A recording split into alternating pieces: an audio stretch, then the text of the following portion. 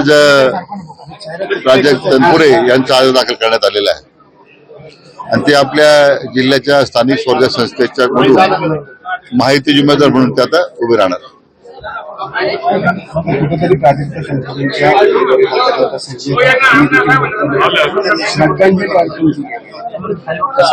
संजय राऊतच्या फार लक्ष द्यायची गरज नाही.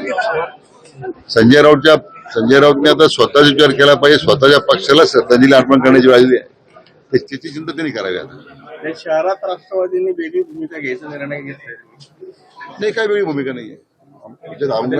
संग्राम भैया जगताप यांनी सुद्धा या उमेदवारी आमची निश्चित करताना ते सुद्धा सहभागी आहेत.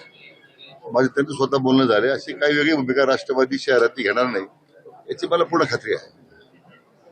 थँक्यू. दुसरीकडे लाडक्या बहिणीसंदर्भात 80 लाख जे लाडकी बहीण आहे त्यांना देण्यात आलेलं आहे.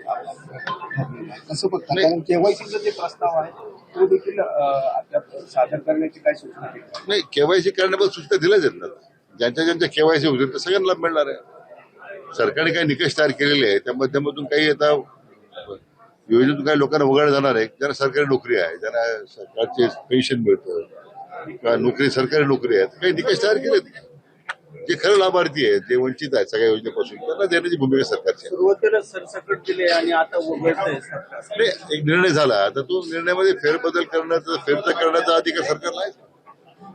दुसरी गोष्ट, जरांगे पाटलांच्या सोबत शिष्टाई जी आहे ती यशस्वी झाली आहे. मात्र दुसरीकडे काल चौंडीमध्ये हाके असतील, पडळकर असतील, यांनी कुठेतरी आक्रमक पवित्रा घेतलाय. ओबीसीला धक्का लागला. मला सगळ्यांना हे सांगायचंय, कोणत्याही आरक्षणाला धक्का न लावता ही प्रक्रिया मराठा आरक्षणासंदर्भातली सुरू आहे. जे तर तुम्ही निवेदन पाहिलं असेल, जे आम्ही जरांगे पाटलांनी आम्हाला दिलं, आम्ही जे काही त्याला मान्यता देऊन त्यांनी जर वाचन केलं, कुठे असं नाही की अन्य आरक्षण काढून आपण त्याला द्यायला निघालेला, असं काही नाही. तर कोणाचं आरक्षण धक्का लागणार नाही.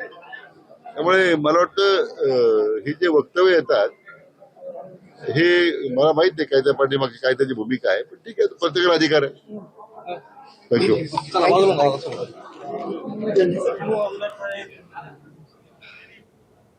तर प्राजक्त तनपुरे यांनी आपला उमेदवारी अर्ज दाखल केलेला आहे.